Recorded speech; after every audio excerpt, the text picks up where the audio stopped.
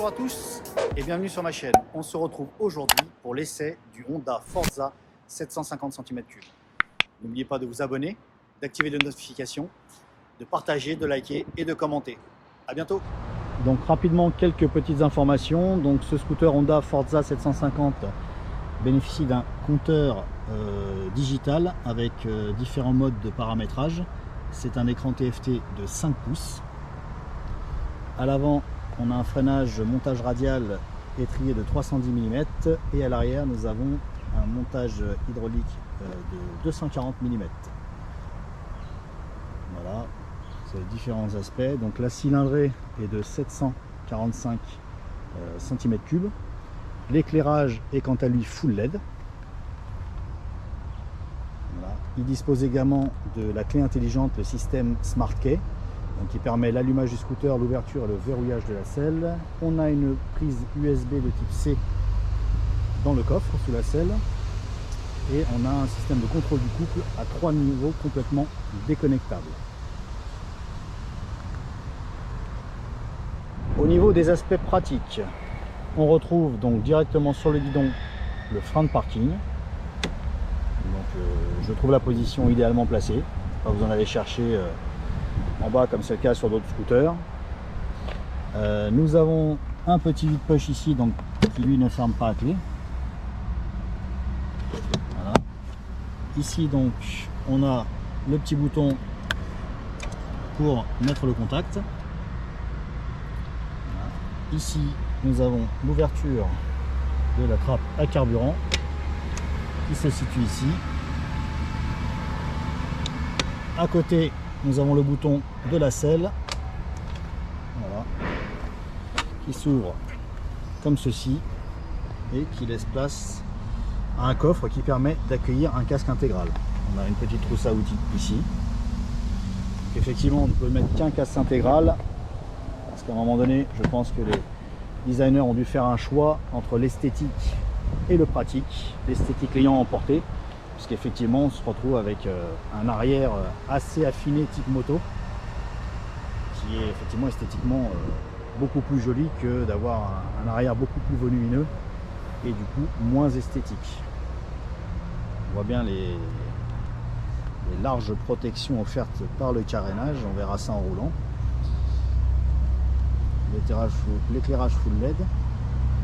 Alors là il clignote sur la vidéo mais en réalité, il ne clignote pas, ce sont des feux de jour type américain. Sur les véhicules automobiles américains, il y a toujours des veilleuses allumées dans ce style-là. On retrouve les cale-pieds ici rabattables, donc qui sont de bonnes dimensions. Évidemment, la béquille centrale, donc transmission finale par chaîne comme les motos. Voilà pour les aspects pratiques. On va passer maintenant à l'écran TFT et les possibilités qu'il offre. Alors l'écran TFT se présente comme ceci. Donc je le rappelle, il fait 5 pouces. On va détailler donc en partant de la gauche. Donc sur le commodo gauche, on retrouve le klaxon, le bouton pour les modes. Celui-ci permet d'activer certaines fonctions, donc essentiellement sur l'XADV qui bénéficie de beaucoup d'options qu'on ne retrouve pas sur le Forza, ou alors on pourrait retrouver, si ce modèle est équipé de 2 poignées chauffantes en option, effectivement on pourrait le gérer avec ce bouton de fonction. Ici le joystick qui nous permet de naviguer dans les modes. En dessous les feux de détresse, l'engagement des clignotants droite, gauche. Ici un petit sélecteur moins. Et ici le plus. Donc qui permet, comme c'est une boîte automatique, qui permet de sélectionner le mode manuel donc, et de passer les rapports, montée et descente manuellement comme son nom l'indique. Au-dessus donc les pleins feux. Donc Honda n'est pas la seule marque à repositionner donc l'appel de phare d'ici au haut du commodo. Sur le X-Max 400 notamment, c'est la même chose. On retrouve ici le frein à main comme expliqué précédemment, le stop and start. Ici donc les différents modes de fonctionnement du véhicule, donc A pour automatique, M pour manuel. Donc manuel, on se retrouve ici à pouvoir actionner les rapports supérieurs et les rapports inférieurs. par défaut, quand le scooter démarre, comme une boîte automatique, il est sur neutre. Donc pour pouvoir commencer à rouler, il faudra appuyer sur D Drive. Et on peut repasser à neutre une fois qu'on est à l'arrêt. Voilà ce qu'on pouvait dire sur les commodos. Les rétroviseurs sont rabattables vers le haut, comme ceci. Pour ce qui est des menus, donc comme je l'indiquais, on va venir ici appliquer une pression vers la droite. Voilà, ce qui va nous donner aux différentes fonctions et que l'on va pouvoir régler. Donc pour le changement de vitesse, le mode de conduite, l'affichage, le type d'affichage avec la luminosité, donc on va revenir sur fonction, hop, un clic à droite. Donc là, le mode de conduite, le changement de vitesse, les clignotants à retour automatique, donc soit on l'arrête manuellement, soit d'elle-même, le clignotement, de lui-même le clignotement va s'arrêter. Réinitialisation auto des trajets, donc les trips, et le mode économique. Pour revenir en arrière, on reste sur le même commodo, on tire sur la gauche, hop, on revient là. Alors on va faire les modes suivants. Donc ensuite vous avez l'affichage, le type d'affichage, la lumière. On revient, pas oublier de remettre un petit coup à droite. Non, il ne veut pas. Regardez, appuyez.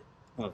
Alors la luminosité, le fond d'écran. Alors à savoir qu'il y a un capteur de luminosité quand on le met en mode automatique qui va de lui-même éclaircir ou assombrir le tableau de bord en fonction de la luminosité ambiante. Le type de fond d'écran, donc le type de fond d'écran, on peut choisir blanc, noir, métallisé ou automatique.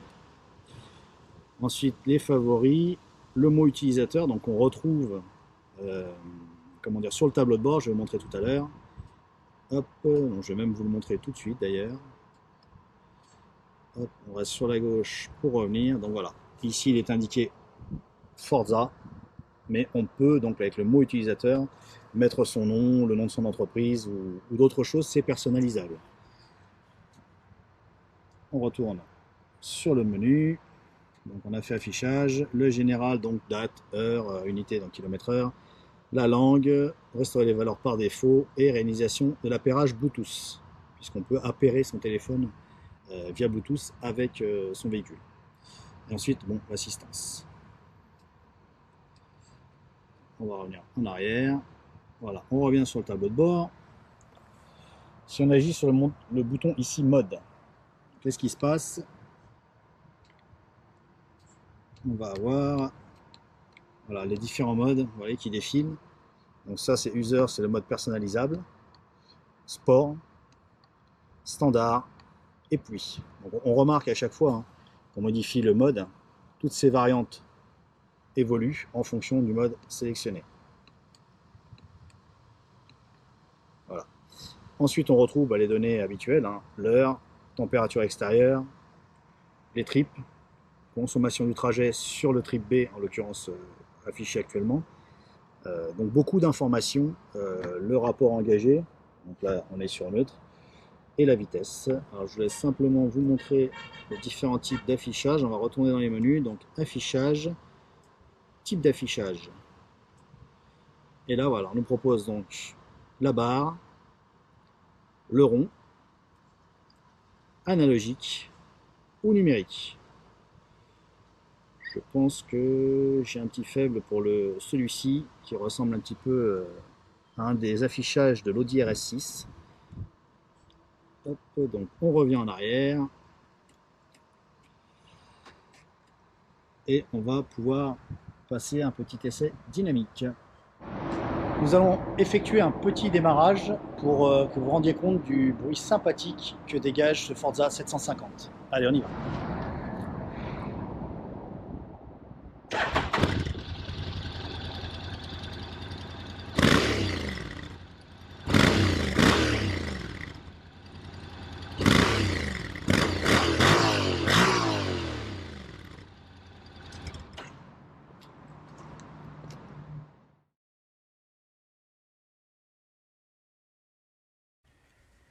Allez, nous sommes donc partis pour un essai dynamique de ce Honda Forza 750.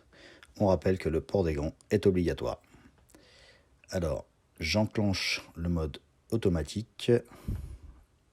le mode standard étant déjà défini, donc le contact est déjà mis. J'ai sélectionné ce type d'affichage qui me fait penser un petit peu à tableau de bord de l'Audi RS6. Alors le moteur, quand il est mis en route, émet un son grave et valorisant, ce qui est étonnant avec un échappement d'origine. À savoir aussi que à l'arrêt, vous pouvez repasser sur le mode neutre, donc le point mort, à l'aide du bouton situé sur le commodo de droite. Dès les premiers tours de roue, la transmission à double embrayage DCT 6 rapports brille par son efficacité et change complètement les sensations habituelles de patinage que l'on ressent sur les scooters avec les transmissions standards. Le démarrage est quant à lui dynamique, donc il faudra faire attention lors des manœuvres à vitesse lente, notamment les demi-tours, parce que c'est vrai que dès que l'on tourne la poignée, ça part tout de suite. Le Honda Forza 750 fait suite à un Integra sorti en 2012 qui n'a jamais vraiment séduit et un XADV sorti en 2016, donc qui est toujours commercialisé avec une nouvelle livrée en 2021, peut-être un peu trop exubérant pour certains. Pour ma part, j'aime beaucoup ce côté décalé, ce côté polyvalent. Voilà, il a le mérite d'exister et il est seul dans sa catégorie pour le moment. Dans la gamme Forza, on compte le 125 cm3, le 350 cm3 et donc ce 750 Forza, donc qui cube 745 cm3. Ce dernier reprend d'ailleurs la même base que le XADV. Le Forza 750 dispose d'une excellente partie cycle type et moto, un moteur efficace et une boîte double embrayage DCT agréable, donc de type une vraie boîte automatique de type automobile. Et Honda sont les seuls à proposer ce système-là pour le moment. En mode rain ou standard, la boîte passe les rapports rapidement pour être plutôt en sous-régime, donc abaisser les niveaux de consommation. Avec le bénéfice d'une conso basse, le mode sport lui permet de commencer à s'amuser en jouant avec les palettes, les petites gâchettes plus et moins. Si le rapport engagé n'est pas adapté à la situation, si on est dans un virage, on est un petit peu trop haut dans les tours, il ne faut alors pas hésiter à utiliser les palettes plus et moins pour forcer la descente ou la montée d'un rapport. Et cette manipulation peut être effectuée même si l'on se trouve en mode automatique. La finition est soignée, tant dans les choix des matériaux que dans le sérieux des assemblages. C'est d'ailleurs une des grandes qualités de la marque Honda. On se sent bien au guidon de ce Forza 750 qui se montre dans l'ensemble assez accueillant. Moi, de mon côté, pour mon 1m76, tout va bien. Le carénage est enveloppant. On trouve assez facilement ses repères.